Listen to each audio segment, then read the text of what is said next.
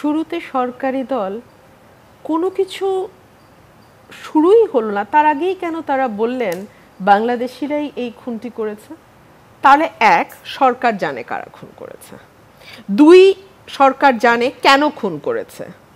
তিন, সরকার জানে এই খুনটা নিজের দেশে করলে নিরাপদ হবে না, তাই পাশের দেশে পাঠিয়ে করিয়েছে। চার, এই পুরা খুনের সাথে তাহলে সরকার জড়িত। আই এম সরি, মানে একজন আইনজীবী হিসেবে প্রাথমিকভাবে একদম on the face of the case আমার এগুলোই প্রশ্ন মাথায় আসবে।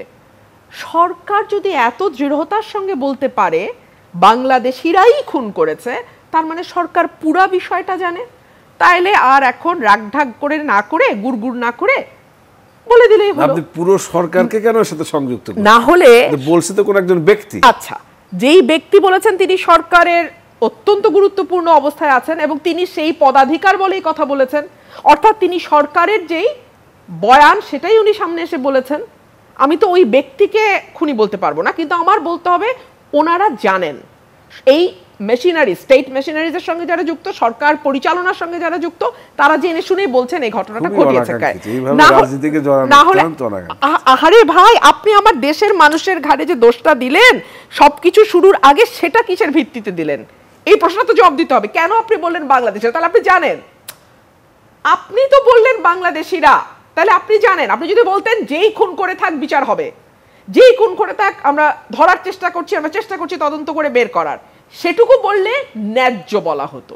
কিন্তু আপনি যেহেতু বললেন বাংলাদেশিরা খুন করেছে, কোন ভারতীয় যুক্ত নয়, তাহলে আপনি জানেন কোন ভারতীয় যুক্ত নয়, কথাটা কি বলা হয়েছে? বাংলাদেশিরাই খুন করেছে। বাংলাদেশিরা খুন করে থাকতে পারে? হ্যাঁ, না থাকতে পারে না, বাংলাদেশিরাই খুন করেছে, তাহলে আপনি জানেন।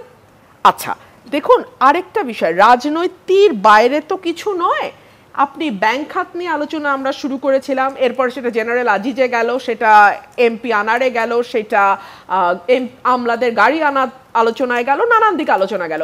একটা বিষয় তো নিশ্চয়ই মঞ্জুর আপনি বুঝতে পারছেন যে একটা কথা আছে না, যে things are falling apart, the centre cannot hold.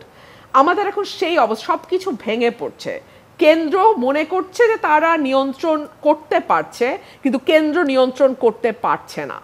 একটা সময়ে ঋণ খেলাপি একটা কাগুজে ব্যাপার ছিল, কাগজে কলমে। আচ্ছা, ব্যাংক দেউলিয়া হয়ে যাচ্ছে, ব্যাংকের কাছে টাকা নাই, ব্যাংক থেকে এত লক্ষ কোটি টাকা পাচার হয়ে গেছে, এগুলো না এতদিন আমরা সংবাদপত্রে পড়তাম, টকশো টেবিলে চা খেতে খেতে আলোচনা শুনতাম।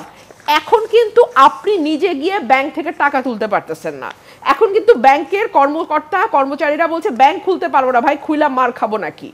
এই যখন অবস্থা, তখন কিন্তু ওটা আর দূরের বিষয় না, ওইটা আর টেলিভিশন। আমার ড্রাইভার তুলতে পারে নাই, আপনি পারছেন কিনা? আমি তো দেখেন, আমার হচ্ছে প্র্যাকটিসের টাকা, ক্যাশ টাকা, সুতরাং আমি রিসেন্টলি ব্যাংকে যাইও নাই, ব্যাংক থেকে আমার টাকাও তুলতে হয় না, আমি জানি না। আর আমার যেটা, সেটা বিদেশি ব্যাংক, সেটা মন্দ ঋণও নাই, দেউলিয়া হওয়ারও কিছু নাই।